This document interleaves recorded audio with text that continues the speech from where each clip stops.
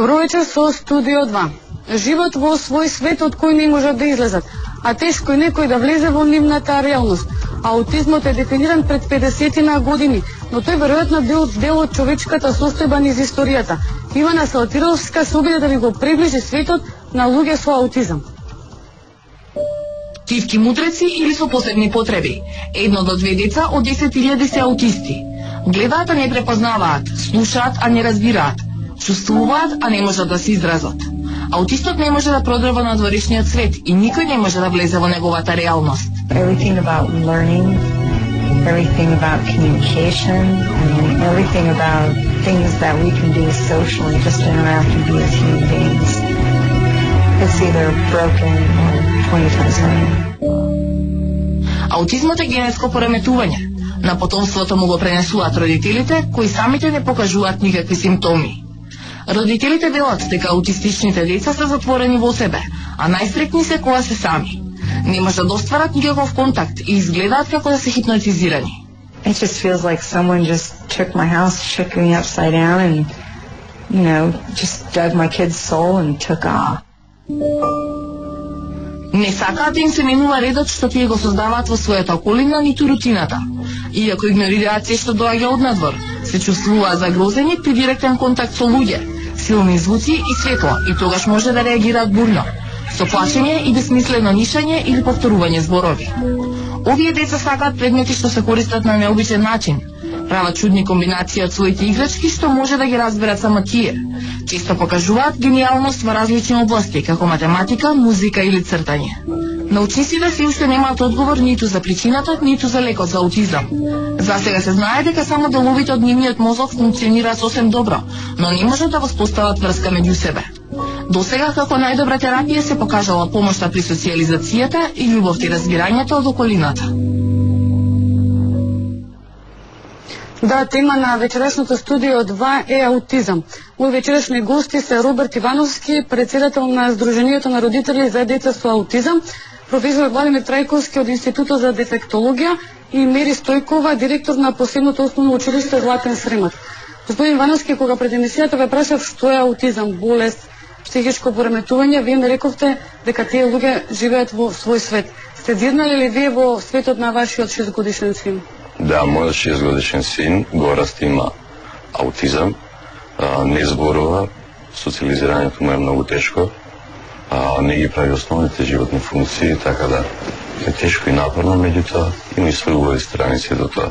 Инаку аутизмот е така наречена невролошка болест, ако може така да се каже. Аутизмот не е генетска болест. Може да биде, меѓутоа кај мене во случајот кај мојот син не е и генерално кај многу деца не е. Тоа се појавува после, да кажем, првата година и пол, почна да се појавуваат симптомите на аутизам и тогаш почнуваат и маките и проблемите и истражувањата околу аутизмот на родителите. Така да аутизмот е, може да се каже, невролошка болест, меѓутоа е болест на столетието, на цивилизацијата на денешниот свет на 21 век.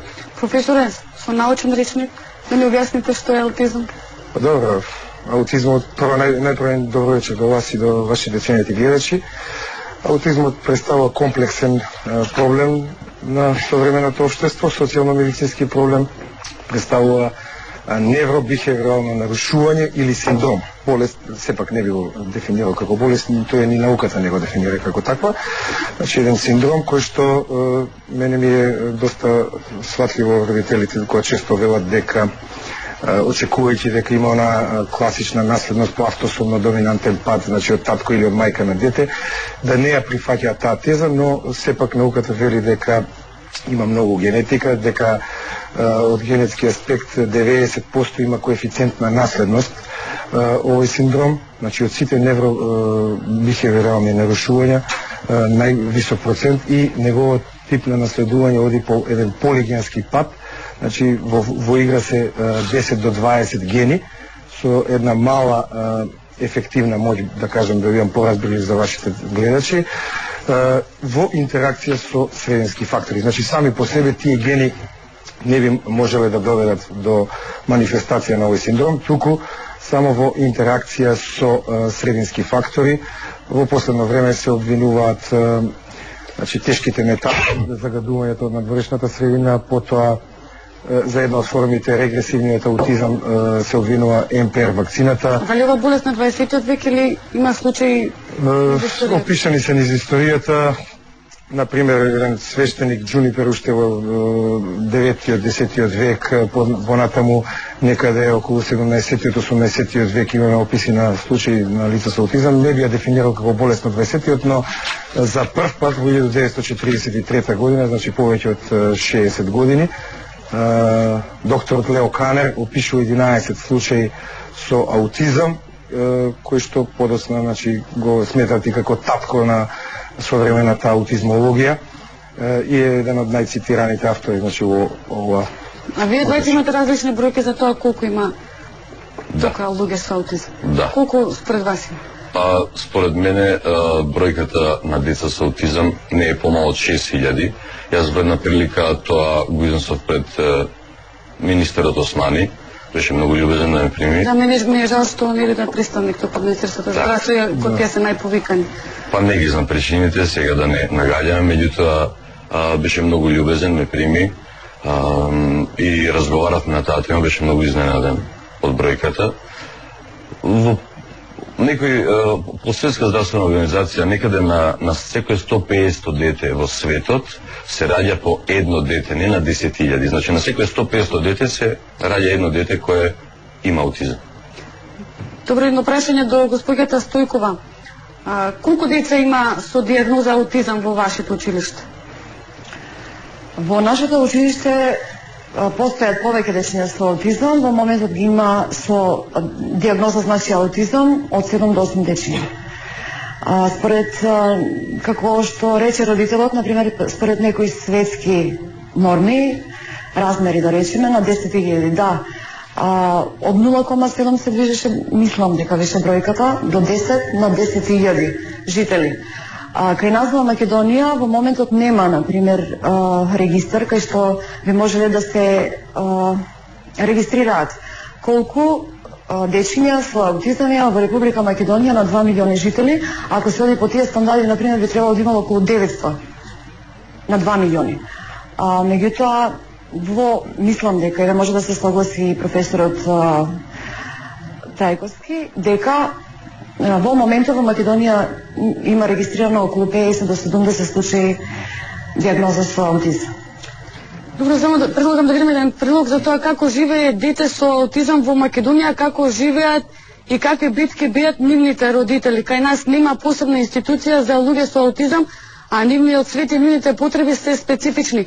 Мирена Мичевска-Јовановиќ разговараше со мајка на дете со аутизам. Прави линии, долги мазни површини ги фасцинираат аутистите.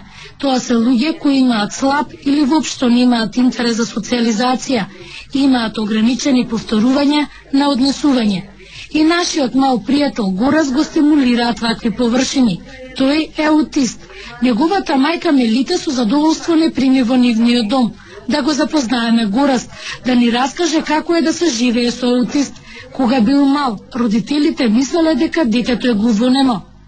Детето социјално се повлече од себе. Тоа претпоставам дека е типично и за многу деца што се во спектарот на аутизам, заради тоа што слушајќи ги, гледајќи сите оние на интернет филмови за аутизам, за родителите кои зборуваат, сите тие во тие 2 години до 3 им се случува регрес, каде што као да се гаснат и се исклучуваат. Но поодењето по многу болници, клучен бил Белград, таму им кажале дека Горас е аутист. Во Македонија до 7 годишна возраст, ретко која дава оваа дијагноза. Ние не успеавме да добиеме третман соодветен, кој јас сега дури го знам, соодветен за Горас. Таму се работи по пола час и веројатно државата така смета дека треба тоа да биде. По пола час, односно час, еден цел час неделно, што е многу малку. Например, во Америка се размислува на 48 сати неделно. Кај нас се размислува на само 1 сат неделно. Најважно за овие деца е да се социализираат со помош на нивните родители, да се работи со нив, не да се кријат проблемите.